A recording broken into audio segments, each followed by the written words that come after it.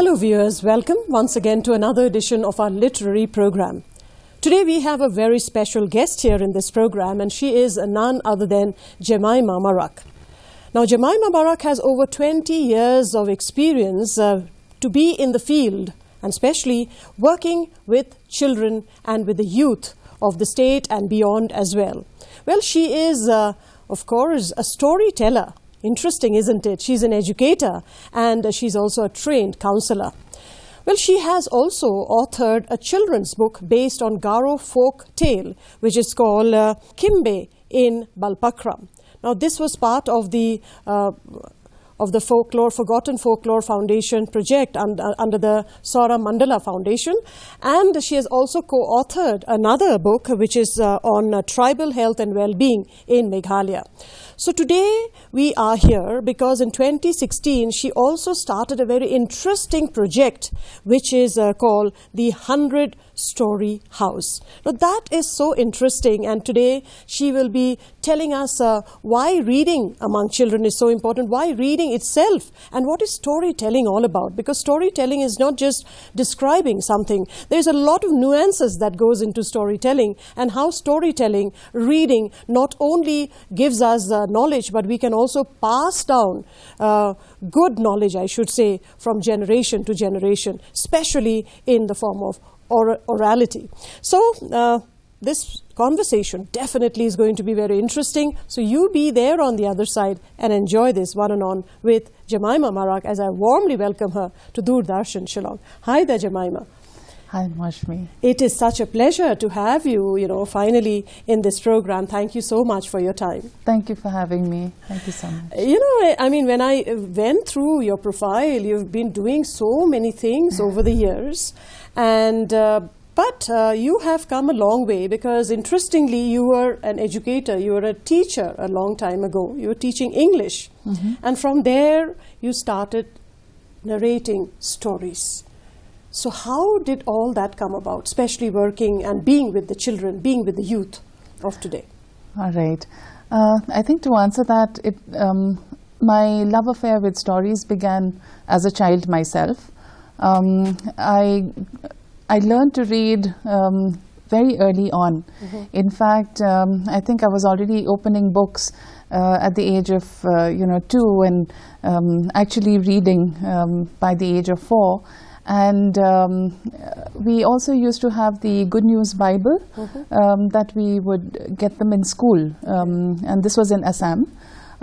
I finished reading it cover to cover because I was a voracious reader. I loved reading, and I saw it as a big book of stories, amazing stories. My mother did not believe me.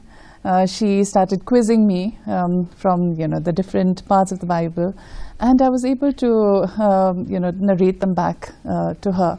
So I think I've always had an affinity for stories and storytelling, and it came very naturally to me as a teacher, working with children, having been a child in love with stories myself. I wanted my own students to experience the same. Absolutely. Yeah. And talking about storytelling, I mean, when we were children, I guess that was part of our leisure activity.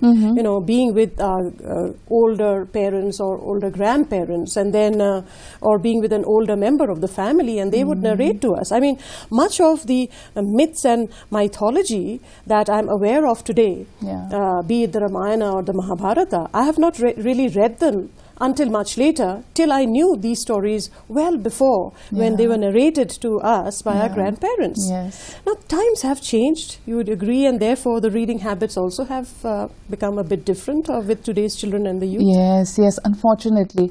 And yes, like you mentioned, we are, I think, the lucky lot. The lucky generation to have grown up around stories. And it wasn't just an adult narrating stories to us. It was also how we hung out with our friends. What I remember growing up in Pune, for example, was we would play our football and volleyball, chor police and all of that. And in the evening, to cool down, before we all went home, we would tell stories. Ghost stories were our favorite, of course. Okay. And yeah, unfortunately, kids now, there's a whole lot of it available in a screen. So there's less, storytelling, so to speak. Storytelling and even picking up a physical book, actually, right? Because, the wholesomeness of a physical book, the smell of it itself is so, it kind of draws you into the story which you finally read from the first page itself. Now, let's come to this very interesting, part, that is when you started the 100-story house, which was actually a library in a remote part of the Garo Hills, and it was during the very troubled times of when insurgency was quite at its peak in the Garo Hills, and it wasn't easy for you to begin this. What was the idea that went behind that you wanted to bring the children who were troubled, who were a little restless? Tell us about the 100-story house. When I was teaching, being an English teacher, and obviously, reading is something that you don't teach. It is something that you it is part of learning the language. And I felt that my students did not have that habit, nor the desire to do so, even though we had a small little library. But it wasn't a well-equipped library in the school that I was teaching in then. And I wanted to kind of inculcate the habit. And I felt that the students also, just simple grammar, making a sentence on their own, they would memorize, and I used to always say, you don't teach grammar, you learn grammar. Right. So I wanted the students to develop that habit, and then eventually learn what good grammar is. When I started a sort of a library, it was 20 Reader's Digests. They were easier to carry in 2 bags, so 20 here and 20 on the other side, behind a bike of a friend who would drop me to school. And that was the additional kind of library, so to speak, in the classrooms.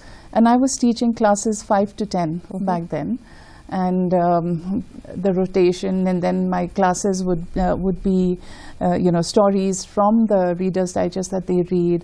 So the children would come up with their own stories, or come up with their own sentences. So from comprehension, composition, it really helped.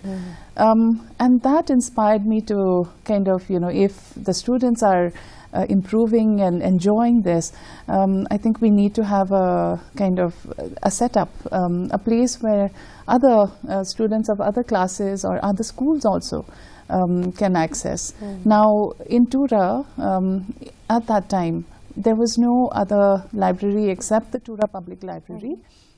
Which was dysfunctional. I won't call it non-functional, because it did exist.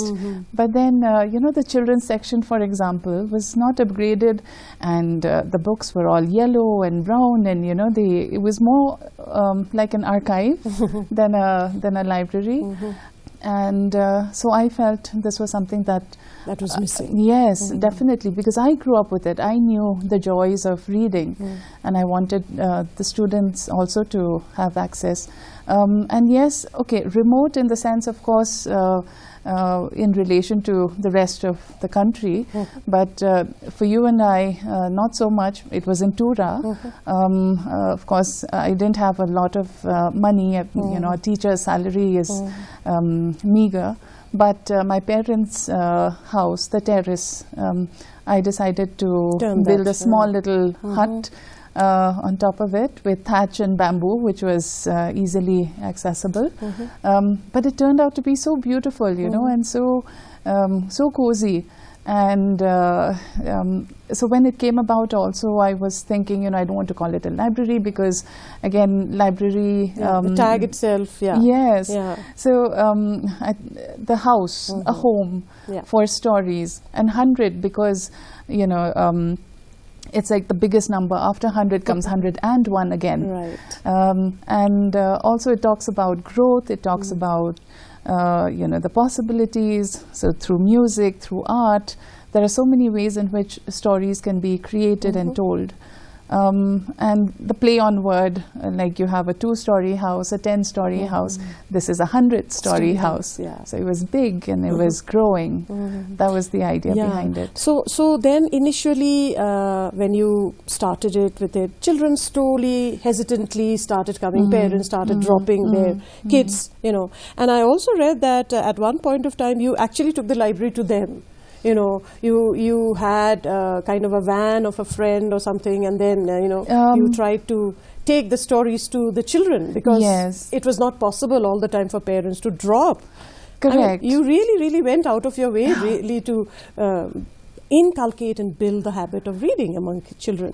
Yes, actually that was not a very successful venture. We did try. We tried raising funds for it, and we managed to get a second-hand van. Okay. I was not very ambitious also, because I think I've always wanted to build with community rather than with resources, so to speak, because we are resources ourselves. Right. When I listen to you, and you have a wealth of things that you share, and not just your experiences, but then also your expertise.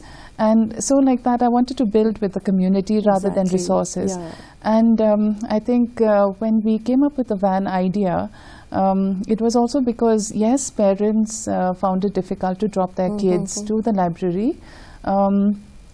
It was at a time when, we would keep hearing every other day almost, somebody was kidnapped, somebody was shot. I mean, this was the time when the mother of 4, she was shot in front of her children. And that kind of situation, and gunfire in the distance was commonplace. What do you call it? The ransom notes were very common to hear. So I think because of those kind of situations, parents also hesitated. But then, of course, Tura itself was fairly safe, where the library was. But still, when you are filled with negativity inside, even if it is safe outside, it takes time. And I was just thinking how damaging and a negative impact it has to children, really, when they have to grow up in that kind of an atmosphere. And one way of healing, I think, is through words, through guidance, through counseling, which you did, and also, of course, narrating beautiful stories. And talking about stories, then you went to the publishing, you went to the writing thing, and then you came up with this book, a children's book, of course, called Kimbe in Balpakram. Now we know Balpakram is a sanctuary now. Tell us a little bit about Kimbe. What is this story all about? Because it is picked up from a folklore of the Garo Hills. Yes, I think folk elements more than a folklore. Okay. Now the Balpakram, yes, it is a very significant part of the Garo culture, and also our, the geography of Meghalaya. So the world knows Balpakram as a national sanctuary. Right. The locals know it as the land of the spirits, the land of perpetual winds, and there's always and so when you say spirits, the spirit world, and all the things that we can only see and hear and imagine, but never really experience. Or you'll always come across an elder from the villages around there who would say, "Oh, I heard," or "I saw," and I came across. And storytelling and stories are the best way in which we connect with people from the villages as well. So, in my, as part of my work or just visiting, it was always stories. And so, but I always had this desire to write about the different elements that that I would hear. And thanks to the Forgotten Folklore Project, when they approached me to do a story, I felt this was a perfect platform and opportunity to do what I had wanted to. So Balpakram, because it is relatable, people know about it. Kimbe is more like a narrative guide, to take us on this journey as a child. In fact, it was supposed to be an older person. You know, it feels difficult killing off a child, even in story. Okay. But it is an afterlife. So I think her journey from the child's eye, her lens, is more of an adventure than a kind of, death and sadness. And I think that was what I wanted to bring out. Okay. Yeah. Because, we have a very rich repository of folklores and folk tales especially, which can be brought out in lovely children's book. And I think this is what is happening, because at the end of these books, you're also giving them some valuable lessons, on either on the ecology or on environment or on, how to be well-mannered, etc. That's what I've noticed. So it is not just story itself. It is also teaching them, educating them also on certain aspects of life. Yes. Now, talking about storytelling, as I said right in the beginning, storytelling is just not speaking, not just saying. There's an art in it, because a lot of other elements also go into it. So now that you're a storyteller and you have your pad with you, can we just listen to a little short portion from Kimbe? All right, sure, I'll be happy to. Yeah.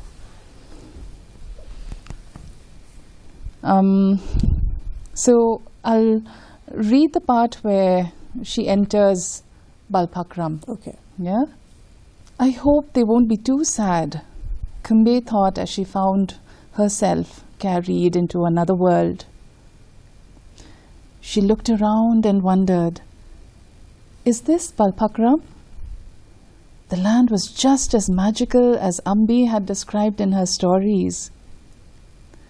And her calf looked around and moved by her side, almost as though he was nodding.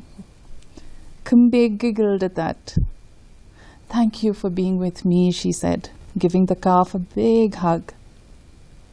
Holding on to her companion by its rope, she was unsure where to go. And so noticing her, the birds of paradise, they called out to her, come, come with us. They led her to the Chidamak pool. Come, come wash your ashes in my waters, said the Chidamak, calling her towards itself.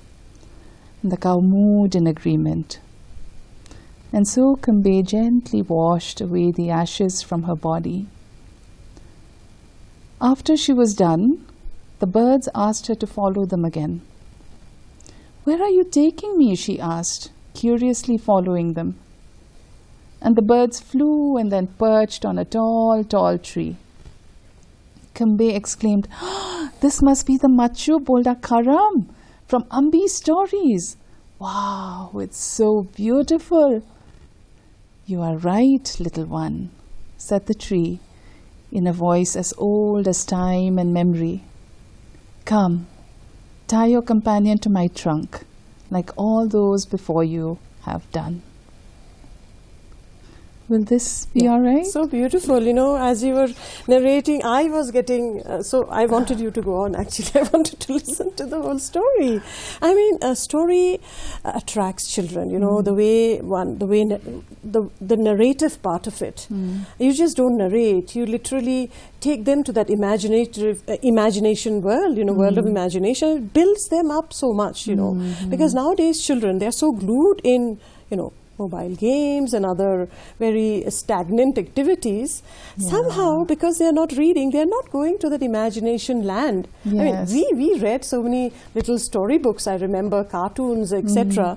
And we would often imagine those characters. Yes. So what has changed with time, you feel, nowadays children, and how is that really affecting children also? And therefore, how much is the need, therefore, to go back to storybooks once again, to books especially? I think it started with our generation, the teachers and the parents' generation, where we depended so much on computers, and we kept improving the computers to kind of become more human or to replace humans. So from calculating, I mean, we used to be able to do mental maths, right. on our fingertips. Now we can't do that. We can't imagine doing basic multiplication, randomly on the top of our head without a calculator. So like that, I think we created technology, or we improved technology so much so that it has taken over time.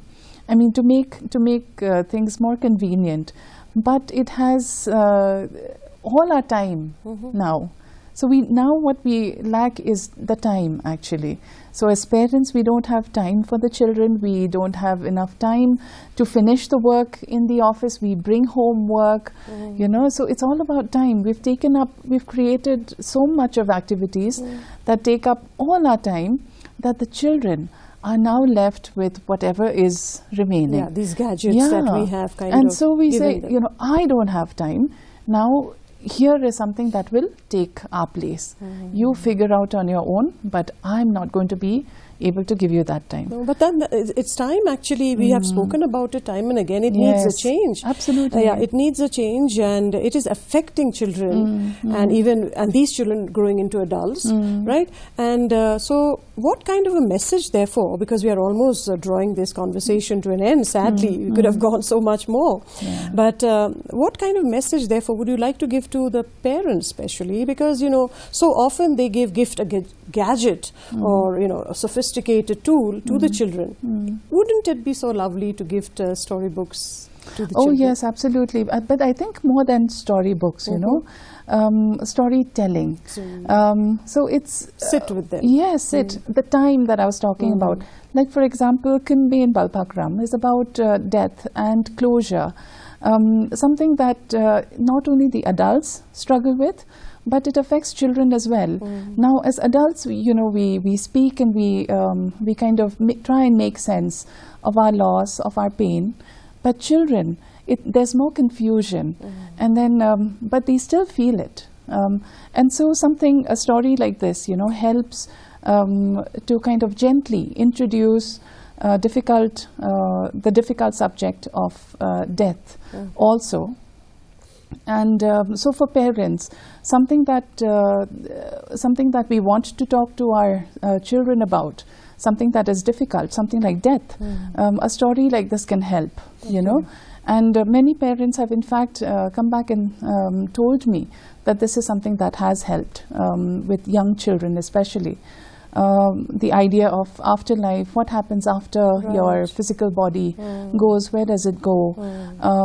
But like Kimbe in the story, there's a lot of gratitude, to be grateful, to remember the good times, to kind of go to a safe and final destination. So I think what I'm trying to say also is that as parents, what is difficult to kind of convey to our children, stories can help with that. And it's not just reading, it's not just the habit of reading, but also the kind of books that you read to them, and more importantly that you read with them, not that you hand it. Yes, absolutely. And I think, and coming back to time, all of us have 24 hours, and nobody has more. But those who are able to achieve that kind of bond and time with their children is because they take the time and they make the time. Absolutely. So I encourage parents to do the same with their children. Gadgets cannot replace you, and neither your children. So if it is something that you want, that is something that you crave, time with your children to become good, well-rounded human beings, then stories, reading, these are ways in which you can bond and you can spend time. Absolutely. There's no two arguments on what you've just said, and I'm so grateful that you've passed on this message. And Jemimah, I really wish you so much more good luck and keep bringing these stories to life, because you're literally bringing them to life, right? We can go to the imaginative world, and each child can imagine in his or her way, and be in that world. Well, thank you once again for your time. I'm looking forward to having a one-on-one maybe some other time when we can converse with you so much more. But for this moment and for today, Thank you so much. Thank you, Maushmi. Well, dear viewers, that's Jemimah Marak for you. I'm sure that you've enjoyed this conversation and you've also understood how important it is to spend quality time. And as she said, to bond with your children, and what better way but to read some wonderful stories and also buy for them some storybooks and read them together with them. Well, on that note, thank you, and until next time, from the two of us and the entire team of Doordarshan, it's wishing you goodbye.